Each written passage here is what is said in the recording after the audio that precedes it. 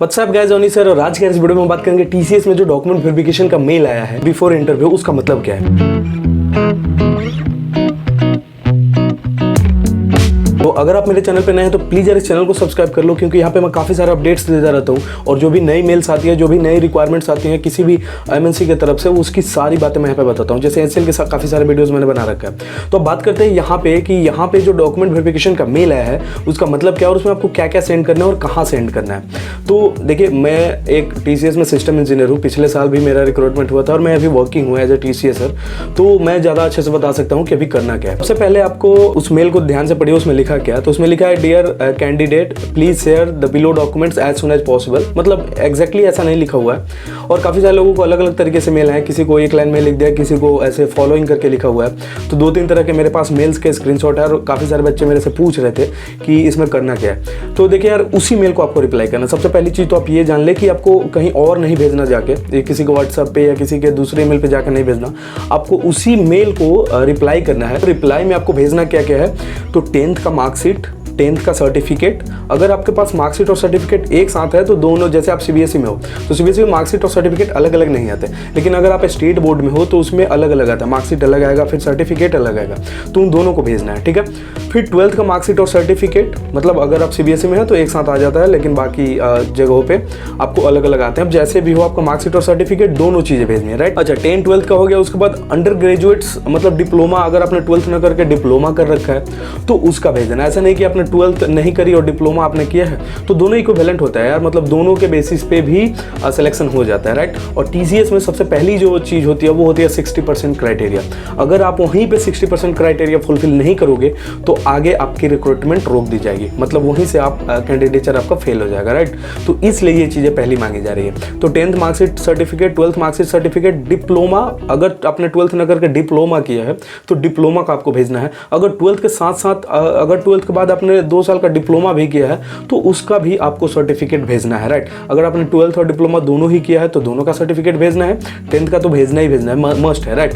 अब ग्रेजुएशंस में क्या क्या भेजना है, तो बेसिकली आप अभी 7th सेमेस्टर में हो गए और 7th सेमेस्टर का एग्जाम यार मतलब अब एंड होने वाला है, जनवरी के आसपास वो 7th सेमेस्टर का एग्जाम खत्म होता है।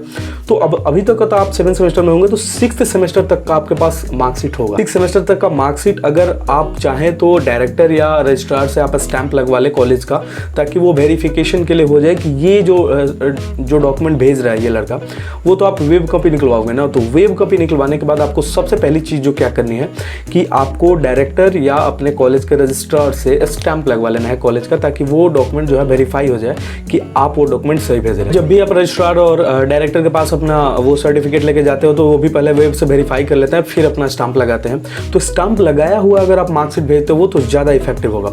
और उसके पहले आप खुद चेक कर लो, अगर आपका 60% नहीं है तो आपके चांसेस कम है, फिर भी आप भेज दो। अगर आपका 60% नहीं है तो मैं मोरल डाउन नहीं कर रहा, लेकिन आप फिर भी भेज दो, आगे उनकी मर्जी। अगर इंटरव्यू कॉल आता है तो ठीक है। इसके बाद वाला वीडियो मैं जस्ट बनाऊंगा कि इंटरव्यू का जो मेल है उसका मतलब क्या है और उसमें आपको क्या करना है, कैसे तैयारी करना है, क्योंकि मैंने खुद वो चीज़ें क्रैक करी हैं तो मैं अच्छे से बता सकता हूँ। बाकी अगर आप कहीं जाओगे तो वो दूसरे के एक्सपीरियंसेस लेके बताते हैं, लेकिन मैं खुद उन चीज़ों से गुजर चुका हूँ, तो इस वजह से मैं ऐसा कह रहा हूँ कि मैं अच्छे से बता पाऊंगा। तो अगर आपको ये मेल आया है तो तुरंत उस मेल को रिप्लाई करना, और मेल के रिप्लाई में लिखना क्या है, डियर या रिस्पेक्टेड, उनका नाम और सर या मैम लगाना है। अगर आप उनका नाम नहीं जानते तो डियर सर या मैम या रिस्पेक्टेड सर या मैम ऑब्लिक देके, अगर आप ये नहीं जानते कि भेजने वाला आदमी मेल पर्सन है या फीमेल पर्सन है, उसके बाद लिखना है as per requested I am sending you the below documents attached herewith, right. और बिलो डॉक्यूमेंट्स का मार्किंग देना है 1 2 3 4 ऐसे करके, और उसी अरेंजमेंट में जैसे आपने लिखा है उसमें, उसी अरेंजमेंट में आपको डॉक्यूमेंट्स को अटैच करना है। ये नहीं कि आपने पहले 10th लिख दिया और अटैचमेंट में सबसे पहले आपका 12th का निकल गया, ऐसा नहीं। सबसे पहले आपको अटैचमेंट अपलोड करना है, फिर उनका मार्किंग कर देना है, राइट, जिस भी सीक्वेंस में वो है, ठीक है। तो ये चीज़ें मेल भेजते समय आप खास ख्याल रखें कि किसी भी ऐसा मान लो मेल पर्सन है, आपने फीमेल से सैल्यूटेशन दे दिया तो वो भी चीज़ें गलत है। तो अगर आपको नहीं पता तो रिस्पेक्टेड सर मैम ऑब्लिक देके उसके बाद लिखे as per requested I am sending you the below documents, और डॉक्यूमेंट्स का नाम लिखो और अटैचमेंट को उसी अरेंजमेंट में रखो और फिर आप मेल सेंड कर दो, फिर आप इंटरव्यू के लिए वेट करो। इंटरव्यू का मेल यार 1 से 2 दिन के अंदर आ जाता है कि आपका इंटरव्यू जो है आगे शेड्यूल किया जाएगा और आप इंटरव्यू के लिए सेलेक्टेड होगा। तो मिलते हैं नेक्स्ट वीडियो में। अगर आपको वीडियो अच्छा लगा तो प्लीज़ इस वीडियो को लाइक करो, चैनल को सब्सक्राइब कर ही लो, क्योंकि यहाँ पे काफ़ी सारे अपडेट्स मैं अलग अलग MNCs के देता हूँ और मैं खुद एक MNC में काम कर रहा हूँ, तो काफ़ी सारा आपको अपडेट्स दे पाऊँगा। आप मिलते हैं नेक्स्ट वीडियो में, तब तक के लिए गुड डे, बाय।